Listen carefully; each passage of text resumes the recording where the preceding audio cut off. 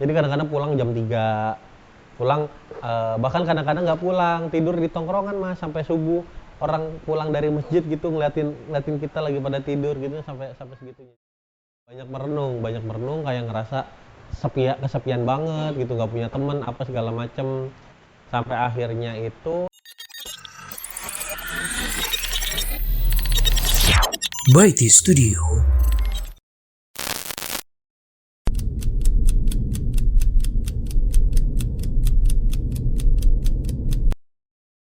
Assalamualaikum warahmatullahi wabarakatuh. Waalaikumsalam warahmatullahi wabarakatuh. Mas Aji.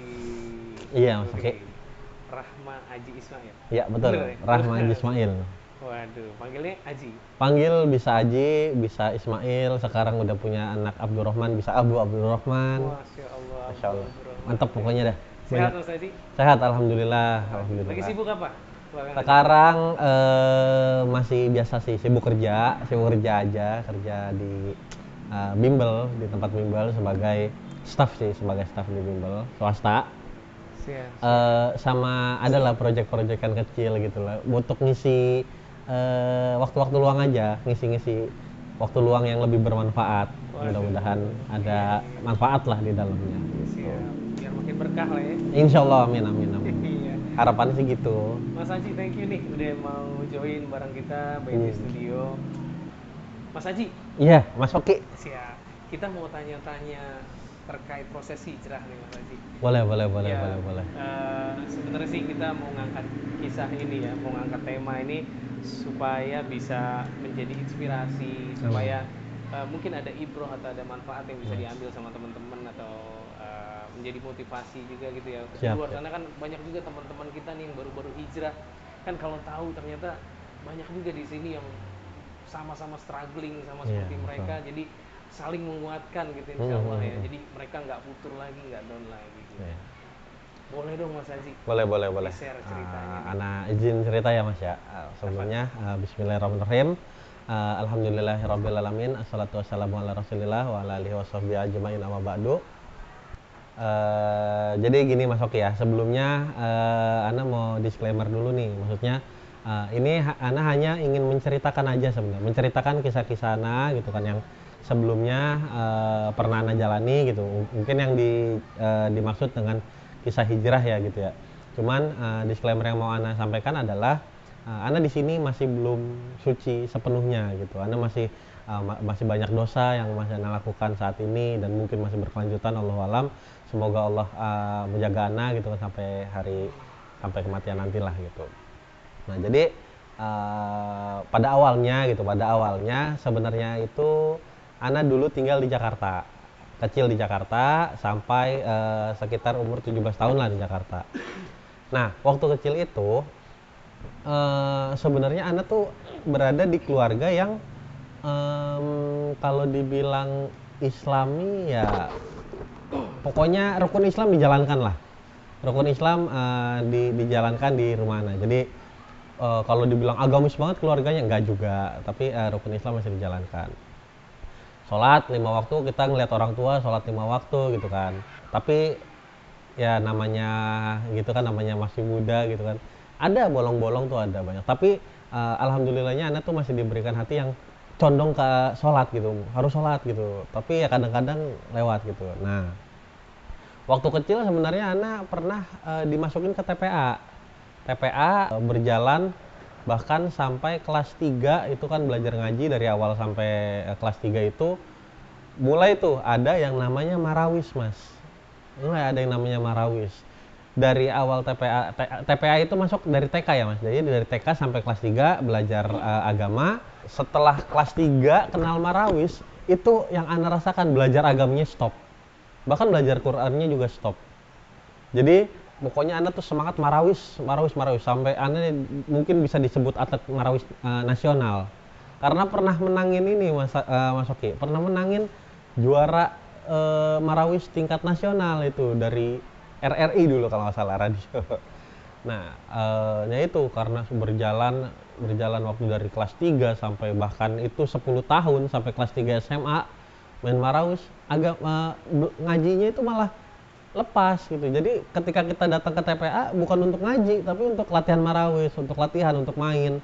sampai suatu saat pernah nggak jadi latihan nih, jadi kan datang emang setelan ngaji gitu kan, udah pakai peci baju ngaji, datang ke sana ternyata Bu jadi latihan nggak jadi, saya pulang lagi Mas Oki, Anda malah pulang lagi gitu.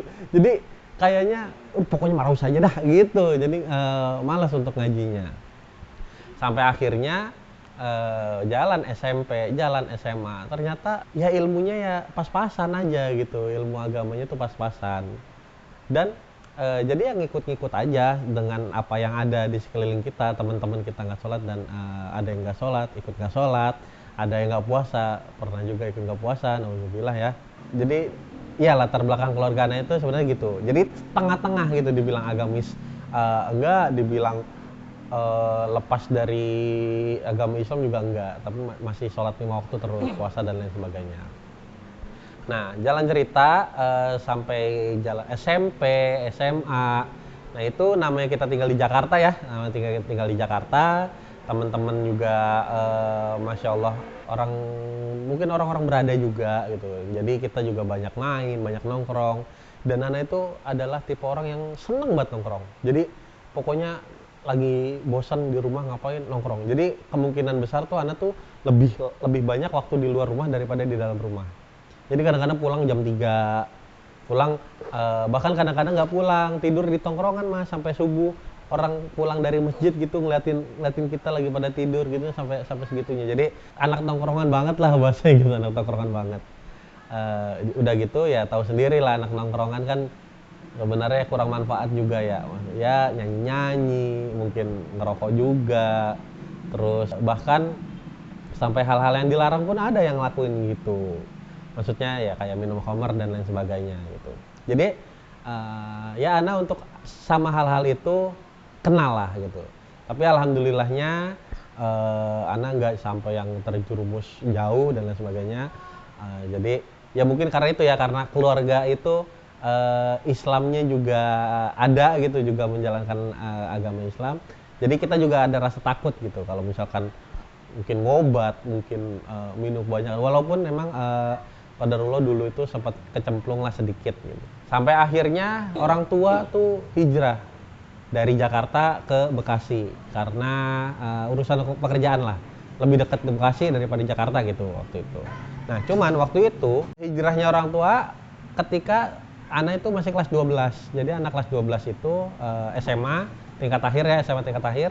Ana tinggal sendiri. Nah, itu tinggal sendiri dengan penuh kebebasan, yaitu kebebasannya alhamdulillahnya ya tidak terlalu kecemplung banget, tapi ya bebas pulang malam gitu kan, nongkrong sampai pagi dan lain sebagainya. Sampai akhirnya lulus sekolah, Ana ikut pindah ke Bekasi, kuliah biasa. Sampai akhirnya di Bekasi itu kan Ana namanya sebelumnya tinggal di Jakarta, temen-temen tuh semua kayak pada di Jakarta. Jadi di Bekasi tuh kayak nggak punya temen saya cuman yang di kampus saja, benar-benar yang di kampus saja, dan itu juga nggak banyak gitu. Hanya saya, bahkan teman-teman Ana itu hanya teman-teman satu jurusan aja. Jadi jarang temen yang dari luar jurusan tuh, paling ada 1-2 aja. Sampai akhirnya sudah mau ke arah lulus, banyak merenung gitu, banyak merenung kayak ngerasa kesepian banget gitu, nggak punya temen apa segala macem. Sampai akhirnya itu ada titik di mana mungkin ini hidayah dari Allah juga ya, ketika lagi magang-magang di daerah kampus gitu, mulai seneng nonton YouTube-nya ini Dr. Zakir Naik, hafizahullah. Kita lumayan tuh seneng kan, Masya Allah nih ada orang belajarin Al-Quran, belajarin Bible, kitab-kitab Hindu dan lain sebagainya, bisa ngelotok di dia gitu kan. Maksudnya dia bahkan berdakwah gitu orang-orang yang dari non-muslim supaya menjadi muslim. Wah iya nih, udah gitu kan dia juga mungkin seorang dokter juga, jadi penjelasannya itu juga cukup ilmiah begitu. Nah itu mungkin awal hidayah gitu, jadi minat untuk mendengarkan hal-hal seperti itu. Nah sampai akhirnya tuh juga mulai merasa kerisihan dengan hal-hal yang ana jalani. Contohnya adalah anak kan waktu itu masih merokok, masih punya pacar gitu kan. Nah ketika mungkin hidayah itu datang, jadi itu tuh bergejolak gitu, ini sebenarnya boleh nggak sih gitu, dari merokok. sebenarnya ngerokok boleh nggak sih? Karena dari dulu pemahaman anak itu ngerokok itu makruh gitu. Karena kiai-kiai dulu juga banyak yang ngerokok gitu kan. Bahkan malah dulu pernah dapat cerita ada kiai sebelum naik mimbar itu dia ngerokok dulu, kalau nggak dia pusing. Sampai sebegitunya kan. Jadi kita pokoknya nangkepnya makruh. Kita tahu rokok itu isinya racun, keburukan dan lain sebagainya. Ya tapi karena kita menikmati gitu, jadi kita ada pembenaran di dalam diri, ini cuman makruh kok, ini cuman makruh gitu. Nah sampai akhirnya bergejolak itu. Sebenarnya beneran makruh apa ya pembenaran aja gitu. Akhirnya mencoba untuk berhenti susah, Akhirnya menanamkan diri mas, enggak, ini rokok tuh haram ya. Rokok tuh haram. Dengan merokok itu kita sama aja melakukan maksiat, melakukan zina, hal yang dibenci oleh Allah. Gitu. Udah, Bismillah, alhamdulillah bisa karena menanamkan itu. Tapi ya mungkin ketika dalam proses berhenti itu sebenarnya ada dalam hati pengen coba lagi, pengen sekali lagi boleh kali gitu kan. Sama terus karena sering mendengarkan YouTube Dokter Zakir Naik, terus rekomen itu kan kadang-kadang ada Ustadz Khalid gitu kan, ada Ustadz Syafiq, mungkin zaman dulu ada Ustadz Adi Hidayat, malah ada Ustadz Abdul Somad. Anda coba tuh dengerin semuanya, wah ada yang bener nih, cuman ternyata kok hatinya makin bingung gitu loh. Anda mulai mungkin mendapatkan hidayah untuk belajar, tapi di hati makin bingung. Sampai pada akhirnya itu Anda dapat tawaran kerja dari teman sebenarnya. Teman nawarin kerja, mau nggak kerja di sini. Syaratnya itu adalah ini, yang satu manhaj salaf gitu kan. Manhaj salaf apaan tuh kan? Manhaj salaf apaan? Anda pertamanya, sebelumnya udah pernah dengar Ustadz Syafiq, Ustadz Khalid gitu kan, jadinya pernah kayaknya nih, pernah. Akhirnya baca-baca sedikit. Ya itu awalnya untuk kepentingan tes aja mas, untuk kepentingan tes masuk ke tempat anak kerja waktu itu. Baca-baca dasar-dasarnya aja, apa itu manhaj salaf gitu kan. Dibaca, dicari tahu, gini, ya udah gitu kan. Nah ternyata pada saat tes masuk itu bukan cuman tes manhaj salaf juga, diminta tes baca Quran juga. Terus ya tes-tes ujian tes masuk lainnya lah seperti biasanya. Ana benar-benar merasa hidayah itu datang ya karena pekerjaan. Karena kan sebelumnya Ana belum punya kerjaannya cuma yang part timer aja gitu. Terus nyari kerja. Nah pada saat tes baca Quran, Ana nggak bisa baca mas. Karena Ana waktu itu diminta untuk membaca surat Maryam ayat 1 sampai 10 kalau nggak salah, ayat 1 sampai 10. Nah pada ayat ke-1 itu Ana bingung baca gimana. Itu Ana mulai nyesel. Terakhir baca Quran kapan ya gitu. Mungkin beberapa bulan sebelumnya, yang di saat saya mulai mendengarkan Ustadz Zakir Naik, Hafizahullah, terus Ustadz itu udah mulai tuh baca Quran gitu kan. Tapi emang masih terbata-bata, masih bener-bener ya kayak anak kelas 3 itu, kayak anak kelas 3 SD yang abis belajar TPA putus ya. Jadi ketika baru udah selesai kuliah itu baca Qurannya masih begitu, seterbata-bata itu, bener-bener yang tak suka ya kebalik gitu kan, nun ba kebalik gitu kan, pokoknya begitu, bener-bener pelan-pelan banget bisa bacanya. Akhirnya ya dites, kan yang tes ustadznya geleng-geleng, ustadznya malah nyeramain Ana gitu, Allah itu udah sangat sayang sama kita, sangat baik sama kita. Dia menurunkan Al-Quran gitu sebagai petunjuk yang itu lengkap gitu, semua urusan di dunia ini tuh lengkap ada di situ ya. Mungkin ditambah dengan hadis-hadis Rasul dan lain sebagainya.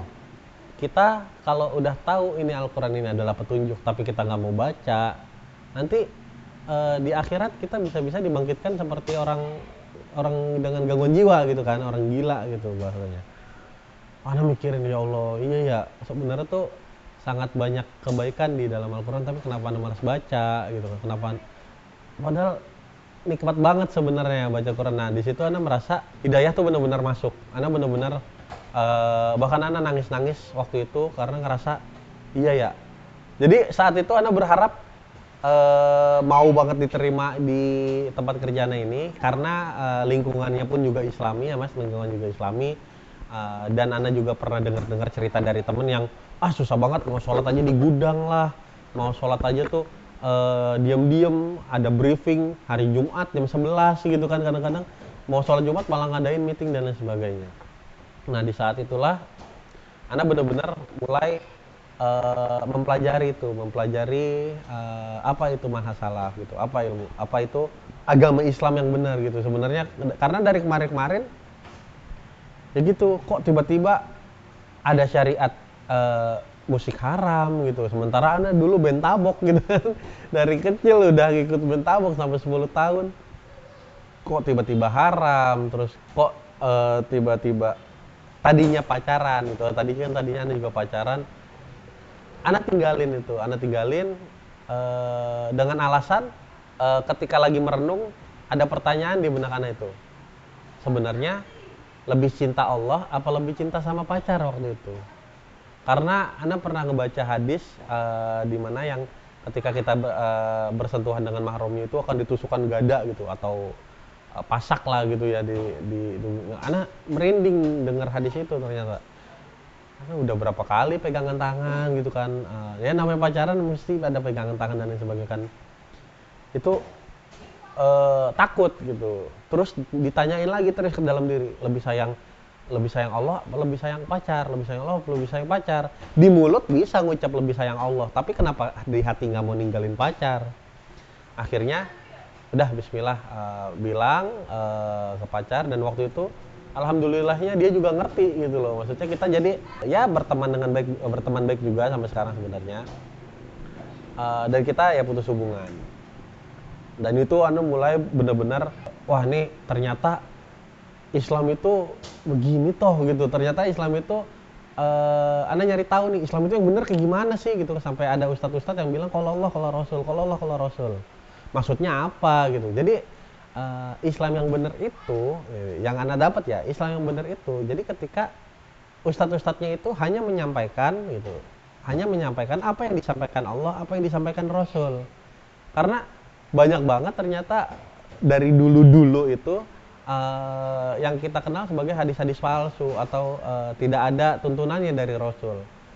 Bahasa simpelnya waktu itu saya pernah ada apa namanya perbedaan pendapat gitu terkait doa makan aja deh, doa makan. Kita kan taunya Allahumma barik lana fima razaqtana wa qina adzabannar. Lebih panjang, lebih bagus artinya dan lain sebagainya. Abang bilang udah bismillah aja gitu. Lah kenapa? Gitu waktu itu kan ini lebih bagus, lebih panjang, lebih gini. Nah, ternyata setelah kita pelajari, oh iya, ternyata Islam itu sebenarnya sesimpel itu.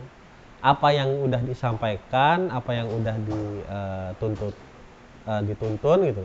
Ya itu aja yang kita laksanakan. Jadi selama tidak ada tuntunannya, kita nggak usah ngelaksanain. Karena yang ada tuntunannya aja nih, kita belum bisa ngelaksanain semuanya. Makanya itu kita terus belajar. Nah, di awal-awal belajar ini nih, mungkin kalau dibilang teman-teman pada menjauh nggak juga ya. Teman-teman pada menjauh nggak juga. Yang Ana rasakan adalah justru Ana nih yang ternyata nyari temennya harus yang bener nih. Nyari temennya harus yang bener. Sebelumnya kan punya temen yang doyan nongkrong dan sebagainya, menghabiskan waktu yang kurang bermanfaat. Nah, mulailah mencari teman yang mempunyai visi yang sama gitu kan. Nah waktu itu di tahun pertama Ana hijrah itu kan Ana udah di tempat kerja nih, alhamdulillah diterima, lingkungan cukup islami, sholat 5 waktu, alhamdulillah bisa di masjid gitu kan. Nah itu mungkin keimanan juga kepupuk, alhamdulillah kepupuk, sampai akhirnya bulan Ramadan datang gitu. Bulan Ramadan itu adalah Ana merasa bulan yang benar-benar sangat berkah gitu. Di bulan Ramadan awal tahun hijrah itu, awal Ana hijrah di bulan Ramadan pertama, di sekitar tahun 2018, Ana lupa hijriahnya berapa ya. 2018, Ana pertama kali merasakan itikaf. Nah itu pertama kali mau itikaf karena dari perusahaan bahkan menyediakan waktu libur gitu, libur tapi khusus untuk itikaf. Jadi dari perusahaan sendiri itu menghimbau kita untuk itikaf. Mulai tuh di situ nemu teman-teman nih, ada teman-teman yang seumuran gitu kan itikaf.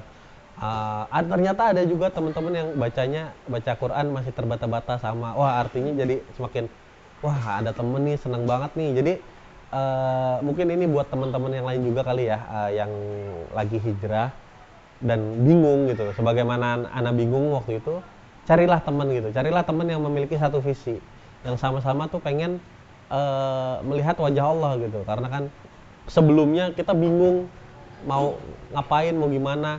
Nah, semenjak belajar inilah kita tahu tujuan hidup kita apa gitu kan. Karena baru terjawab sebenarnya dari 20 tahun lah, 20 tahun hidup. Pada umur 20 tahun inilah baru kejawab, ternyata tujuan hidup tuh ini loh gitu loh, yaitu beribadah kepada Allah, udah gitu. Sisanya ya perintilan-perintilan aja. Nah, pada saat itikaf ini Ana benar-benar all out lah gitu. Bahkan yang tadinya mungkin itu kalau nggak salah itu benar-benar pertama kalinya Ana itikaf, pertama kalinya Ana hatam Al-Qur'an. Ana hatam Al-Qur'an itu pertama kalinya tuh saat itu. Terus punya temen gitu lah. Jadi ini menurut Ana adalah puncak-puncaknya hijrah gitu. Bahkan kadang-kadang setelah itu ada kajian. Awalnya sendirian, nah karena udah punya teman saat itikaf ini, kadang-kadang bisa ngajak. Jadinya ketika kita menjalankan ini ada temennya, jadi bisa lebih semangat. Tapi kita juga harus sadar ya, namanya keimanan itu kadang naik kadang turun. Makanya kita harus doa terus, terutama sebenarnya untuk saya sendiri juga. Semoga kita terus-terusan bisa dikasih hidayah untuk terus berdoa kepada Allah, untuk terus belajar dan sebagainya. Karena emang hijrah itu bukan hal yang gampang ya Mas Oki ya. Jadi ketika kita hijrah banyak syubhat-syubhat gitu. Kita harus tahu milih mana yang benar. Kita harus berjuang, rasanya kayak berjuang sendirian gitu. Berjuang sendirian karena emang nggak mudah gitu. Karena kan kalau orang bilang udah hijrah, bertakwalah kepada Allah, nanti Allah kasih jalan. Iya, Allah kasih jalan di hati kita gitu kan. Allah kasih jalan di hati kita, bisa lebih sabar, bisa lebih semangat untuk ilmu, tapi ujian tetap datang. Jadi rasanya tuh kita setelah hijrah itu kayaknya tuh ujian makin banyak gitu, tapi kita menjalaninya kok semakin enteng gitu, semakin ya karena Allah, jadinya kita menjalaninya secara mudah. Setelah hijrahnya ya gini aja, alhamdulillah cari lingkungan yang bagus juga gitu kan, dan punya teman-teman yang bagus, yang soleh, insya Allah yang sama-sama bisa nolong kita nanti di akhirat mudah-mudahan. Oke. Berarti tadi Mas Aji juga sempat cerita tuh, waktu Mas Aji akhirnya ketemu tempat kerja yang di situ sampai mensyaratkan bermanhaj salaf gitu. Iya betul. Masya Allah, itu benar-benar luar biasa ya. Iya, Masya Allah. Itu sebenarnya benar-benar nikmat ya dari Allah ya, yang nggak semua orang bisa dapat. Itu karena namanya anak pun sebenarnya hijrah ini kan bukan karena anak yang mungkin sebelumnya udah punya pemikiran kayaknya harus nyari agama Islam yang benar gimana. Itu semuanya benar-benar milik Allah. Hidayah itu benar-benar yang ngasih adalah Allah. Jadi kita gitu atau teman-teman semuanya yang mungkin bergejolak atau bertanya-tanya sebenarnya hidupnya yang benar gimana sih, mungkin lagi stres atau gimana, memperbaiki hidup gimana sih, doalah sama Allah supaya Allah yang ngasih jalannya. Ya ini sih sebenarnya bukan nasihat dari ahli ilmu ya, cuman pengalaman aja sebenarnya. Jadi sharing pengalaman di sini gitu. Teman-teman itu kan justru saat mereka hijrah, salah satu yang kesulitan yang mereka hadapi itu kan menemukan lingkungan yang saling menguatkan, lingkungan yang istiqomah untuk terus belajar ya. Karena betul. Saat memang hijrah itu berat ya, pilihan untuk mengambil atau menempuh akhirnya untuk hijrah itu berat. Tapi yang lebih beratnya lagi nanti adalah setelah hijrahnya. Gitu. Karena kadang kan kita gampang aja menyebut anak udah hijrah, hijrah. Padahal proses setelah hijrahnya itu ya. Nah, itu yang berat banget sebenarnya. Iya, di situ kan yang strugglingnya. Tapi Masya Allah Mas Aji justru menemukan suatu tempat kerja yang sudah mendukung dengan kondisi hijrah saat itu, mendukung untuk menjadi lebih istiqomah dan sebagainya. Iya. Jadi ya itu benar-benar nikmat yang sangat besar ya, karena itu merupakan hidayah. Bahkan orang terdekat Rasul aja belum tentu bisa mendapatkan hidayah dari Allah begitu. Bahkan Ana juga ada cerita sedikit nih terkait hijrah yang totalitas gitu. Waktu itu ketika Ana memutuskan hijrah itu sebenarnya ada temen juga tuh yang udah beberapa kali ikut ngaji kajian Ustadz Nuzul, bahkan kajian Ustadz Nuzul, karena tempat kerjanya berdekatan dengan masjid di Blok M, Aliman Blok M gitu. Jadi beberapa kali ikut kajian di sana. Nah, ada perbedaan pemahaman terkait hijrah itu harus pelan-pelan. Nah, ada perbedaan. Yang anak tangkep, hijrah itu harus pelan-pelan adalah menuntut ilmunya. Jadi ketika kita baru hijrah, kita nggak bisa itu langsung, wah semua kitab kita makan, semua kitab kita baca, langsung belajar bahasa Arab, langsung belajar tajwid yang benar. Nah itu kita nggak bisa, itu kita harus bertahap, pelan-pelan. Nah itu yang mungkin yang anak pahami maksud dari hijrah itu pelan-pelan adalah itu. Nah yang dipahami teman anak, ini anak nggak nyebutin namanya ya, mungkin bisa diambil ibrohnya aja. Yang dia maksud pelan-pelan, ketika dia belum bisa meninggalkan maksiat A, ya dia masih lakuin aja. Pokoknya selama dia belum bisa, ya pelan-pelan, hijrah pelan-pelan gitu. Jadi dengerin musik ya masih, ngerokok ya masih, beristilat sama perempuan-perempuan yang masih, mungkin cecetan ya masih. Tapi aku mau hijrah, ya pelan-pelan aja deh, ngerokoknya dikurangin, mungkin maksudnya kayak gitu kan. Nah, mungkin ini buat teman-teman juga ya, buat teman-teman yang merasa kayaknya aku harus memperbaiki hidup ya hijrahlah kepada Allah gitu ya. Memperbaiki hidup, Anda pernah dengar hadis atau hadis kalau nggak salah ya, barang siapa yang mau memperbaiki hidupnya, ya perbaikilah sholatmu gitu. Nah itu cobalah perbaiki sholat kita, dan hijrah itu harus totalitas dari kemaksiatan. Karena kita hijrah itu caranya kan satu, bertaubat pertama ya. Jadi ketika kita hijrah tapi kita belum bertaubat, ya kayaknya itu masih campur aduk gitu, masih bercampur aduk. Jadi yang pertama kita harus bertaubat, kalau bisa bertaubat ya harus bertaubat nasuha, di mana sebenarnya kita membenci untuk kembali ke kemaksiatan itu. Walaupun memang kita manusia gitu ya, kadang-kadang masih terjerumus ke hal-hal yang sama, setidaknya kita harus totalitas dalam bertaubat seperti itu. Ini barangkali teman-teman di luar sana jangan sampai salah kaprah terkait hijrah itu gimana ya. Kadang-kadang hijrah pelan-pelan aja, udah ntar sholatnya udah sholat 5 waktu dulu, yang penting sholat dulu dah, sehari sekali atau 2 kali gitu kan. Kadang-kadang ada yang nggak sholat, ya paling nggak sholat Jumat dulu gitu kan. Terus nah itu yang menurut Anda tuh salah. Jadi kalau emang beneran hijrah, langsung kita taati seluruh perintah Allah gitu kan, dan jauhi larangan-larangannya sebisa mungkin gitu kan. Paling gitu sih Mas. Betul. Jadi secara niatan tuh dan apa yang kita lakukan, berusaha untuk meninggalkan itu semua ya. Tapi balik lagi kan yang sama-sama kita tahu ya, fastakullah mastata'tum ya. Bertakwalah kepada Allah semampu kita ya.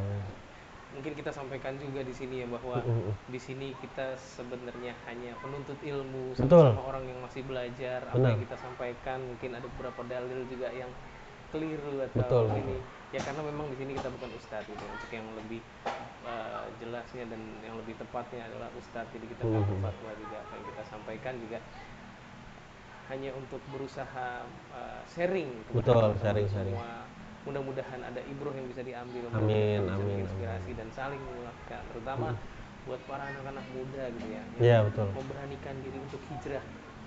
Ya, bismillah, mudah-mudahan tuh insya Allah ya, dengan adanya niat aja tuh sebenarnya kita harus bersyukur ya. Anak-anak muda ini ada niat, kayaknya aku mau hijrah, dan itu udah harus bersyukur. Nah tinggal laksanakan langkah-langkah berikutnya gitu kan, pelan-pelan. Ketika Ana lagi bingung gitu kan, ini sebenarnya Islam yang benar yang gimana sih gitu, Ana juga udah sampein, carilah ustadz-ustadz yang benar. Nah kadang-kadang kan kita kan secara orang awam taunya ustadz udah ahli ilmu aja ya, udah dia mah udah pesantren, udah belajar ngaji dari kecil atau sebagainya. Nah, tapi ternyata masih banyak yang penyampaiannya itu ternyata tidak sesuai dengan Al-Quran dan Sunnah gitu, masih memperbolehkan apa-apa yang ternyata disampaikan oleh Rasul gitu. Makanya balik lagi, kalau dari saya, pilihlah ulama-ulama yang apa yang dia ceramahkan itu bukan perkataan dari diri dia sendiri gitu kan. Jadi benar-benar dia hanya menyampaikan Allah berfirman bla bla bla bla bla, Rasulullah bersabda bla bla bla bla bla. Jadi itu sih yang menguatkan Ana di manhaj salaf ini, karena itu benar-benar ilmiah ya Mas. Bahkan dulu ibaratnya Ana pernah cerita juga, waktu kuliah kan kita harus nyari tokoh tokoh itu menyebutkan di buku apa gitu kan, di buku apa. Jadi itu benar-benar perkataan tokoh tersebut. Nah ini juga kita juga harus beragama sangat ilmiah gitu. Rasul ngomong apa, Allah berfirman di Al-Quran. Nah kita menjalankannya sesuai dengan apa yang dikatakan Rasul gitu kan. Gitu. Jadi ternyata Islam itu semasuk akal ini gitu loh. Jadi ada yang bilang nggak masuk di logika, Islam itu nggak masuk di logika. Enggak. Ternyata Islam itu sangat ilmiah. Gitu. Ana setuju sama Arthur Mas Aji. Luar biasa. Memang kalau urusan dunia, ya namanya misalkan orang tua gitu, apalagi kita yang seusia kita ini kan orang tua muda gitu ya. Iya betul. Mau cari sekolah anak itu aja harus bagus mungkin. Kadang mau cari guru ngaji atau guru-guru untuk anak kita itu kita cek dulu kan, kita cek mulai dari pendidikannya, apa segala macamnya, backgroundnya gitu, terus ini bisa mengajar dengan baik atau enggak, atau misalkan kita ke dokter nih Mas Haji, kita ke dokter, kita sakit, kita kan cek dulu ini dokternya bagus, dokternya bener atau enggak kita gitu. minta testimoni orang, betul. Pernah kesini katanya, menurut antum gimana, bagus nggak dokternya gitu, recommended nggak? Bisa kita gitu ya, cari rekomendasi. Itu untuk urusan dunia, apalagi untuk urusan agama kan. Betul. Nah ini kan nggak sekedar ya urusan dunia aja sampai sebegitunya, ini kan urusan nanti kita menentukan nih surga apa neraka. Betul. Gitu kan ya. Jadi wajar banget kalau kita harus seteliti itu ya, memilih guru, jangan sampai kita salah gitu ya, karena ya nggak menutup juga banyak yang viral, banyak yang trending. Iya. Kita sampai asal ngikut, wah ini rame ini itu, kita asal ikut aja, padahal kita harus cross check detail dulu juga. Benar. Untuk agama lah, iya. Main-main. Apalagi gini Mas Oki ya, banyak hal tentang keilmuan medis, orang-orang awam nggak berani ngomong hal itu gitu kan, tentang misalkan politik gitu, orang-orang awam juga nggak berani ngomong-ngomong ke hal politik gitu. Tapi kalau perkara agama banyak banget ya orang-orang awam tuh yang berani bersuara gitu. Makanya balik lagi yaitu kita harus mencari ahlinya gitu. Ketika kita mau berobat ya carinya ahli kesehatan, ke dokter gitu kan, bukan datang ke akuntan gitu kan, salah, nyasar gitu kan. Makanya ketika kita juga belajar agama, carilah yang emang benar akidahnya seperti itu. Ya baik, terima kasih ya Mas Oki juga atas waktunya ya. Ana bisa sharing-sharing di sini untuk mengingatkan sekali lagi, di sini Ana cuman sharing aja, menyampaikan sesungguhnya ilmu itu sangat luas. Ana juga masih penuntut ilmu, masih sangat kurang ilmunya. Mohon maaf kalau misalkan ada salah-salah kata yang mungkin sengaja atau tidak sengaja Ana ucapkan. Mudah-mudahan teman-teman semua bisa berlaku bijak terkait apa yang kita sampaikan dan diambil ibrohnya sebaik-baiknya gitu. Mungkin segitu aja Mas Oki. Jazakumullahu khair atas waktunya. Ana Haji, terima kasih. Wassalamualaikum warahmatullahi wabarakatuh.